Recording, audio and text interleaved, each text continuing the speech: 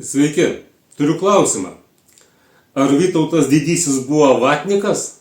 Keista, kad Lietuvos didysis kunigaikštis Vytautas didysis dar neišmestas iš istorijos vadovėlių. Jis laikomas Lietuvos nacionaliniu didvyriu. Jo vardu pavadintas Vytauto didžiojo universitetas. Jam pastatyta daugybė paminklų Lietuvos miestuose ir miesteliuose. Bet jeigu žiūrėti pagal dabartinę valdančiųjų logiką, jis buvo didysis vatnikas. Vytautas buvo priėmęs stačiatikių krikštą. Jis buvo pasikrikštijęs kaip Aleksandras. Vytautas didysis tvarkė reikalus su Rusijos kunigaikščiais ir netgi susigiminiavo. Jis ištekino savo vienintelį dukterį Sofiją už Rusijos didžiojo kunigaikščio Vasilijaus I, o Žalgirio mūšyje Vytautas didysis nugalėjo kryžiuočių ordiną.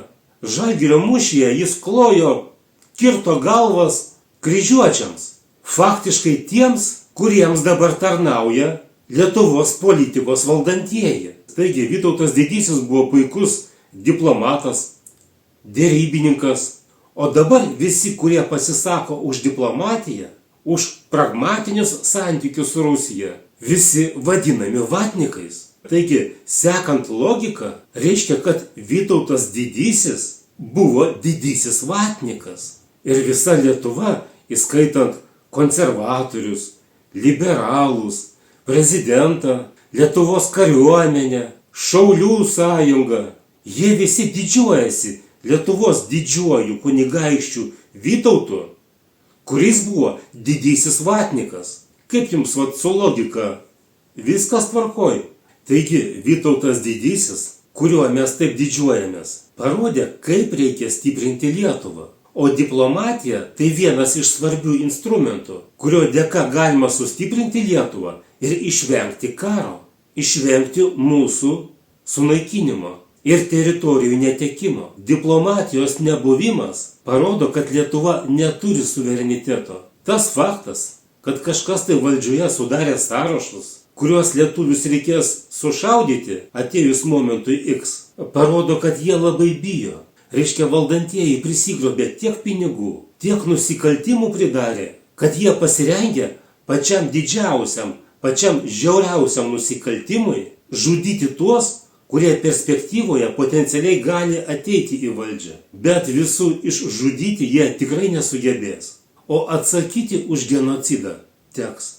Jeigu eiti Vytauto didžiojo keliu, palaikyti diplomatiją, vykdyti pragmatinę politiką, Lietuva labai greitai taptų turtinga šalimi. Nepaslaptis, aš bendrauju su Kinijos diplomatais, palaikau labai gerus draugiškus santykius. Ne kartą buvau kviečiamas į Kinijos ambasados renginius.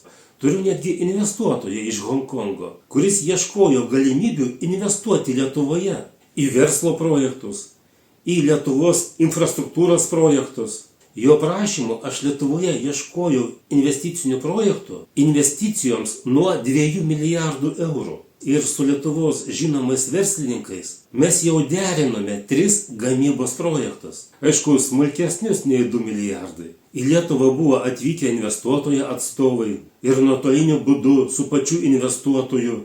Lietuvos verslininkai jau buvo sutarę esminius klausimus. Tačiau tie projektai sustojo dėl Lietuvos valdžios veiksmų. Investuotojas sako, aš negaliu tokiom sąlygom esant investuoti Lietuvoje.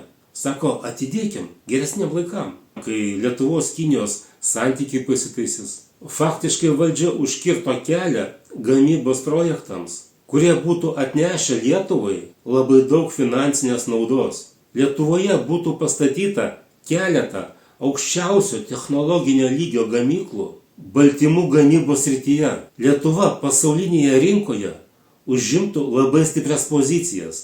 Taigi, jeigu valdžia būtų nepriklausoma ir jie rūpintųsi Lietuvos ekonomiką, mūsų Lietuva labai greitai suklestėtų. Pasižiūrėkite į Baltarusijos lankstumą užsienio politikos klausimais. Jie gauna pigias dujas ir naftą iš Rusijos. Turi savo atominę elektrinę, turi pigią elektrą. Eina didžiulės investicijos iš Kinijos. Dabar su Amerika santykius vysto. Lukašenko faktiškai vykdo Vytauto didžiojo politiką. Ir Baltarusijos ekonomika auga. Ir tai faktas. O kaip mes? Mūsų puikiai geografinė padėtis, kur kas geresnė negu Baltarusijos. Jūrų uostas, gėlas vanduo, puikiai logistikos infrastruktūra, išsilavinę darbštų žmonės. Viso to dėka mes galėtume labai greitai pastatyti ekonomiką ant kojų. Bet šiandieną realybė kitokia. Tie, kurie grobsto pinigus, jie ruošiasi mus išžudyti ir įstumti į karą. Jie ruošiasi žudyti neva nelojalius Lietuvai. Kaip jie viską apvertė aukštinkojam. Lojalūs laikomi tie, kurie žlugdo Lietuvos ekonomiką ir siekia lietuvių tautos sunaikinimo. Jie laikomi lojalūs. Tie balvonai, kurie ruošiasi mus žudyti, jie karo metu taip pat žus. Netikite? Taigi NATO mokymai aiškiai parodė, kokia bus karo baigtis. Ir per 2 dienas mes neteksim teritorijų. Klausimas, kam naudinga mus įstumti į karą? Kas ateis į mūsų žemę, kai čia mūsų neliks? Kas labai nori sugrįžti į mūsų žemę? Kad nebūčiau apkaltintas antisemitizmu, susipraskite patys. Jie daro viską, kad supriešinti mus, kad nekęstume vieni kitų. Ir jie pasistengs, kad lietuviai patys naikintų lietuvius. Jie tai daryti moka, kad savi šaudytų į savus. Deja, toks jų planas – išvalyti Lietuvą nuo lietuvių. Vienus iššaudys, o kiti žus kare. Kas liks? Taigi kiek mūsų čia beliko? Lietuvis lietuvį turėtų gelbėti, bet jų planas kitoks. Ir jie valdžioje. Taikos jūsų namams. Iki.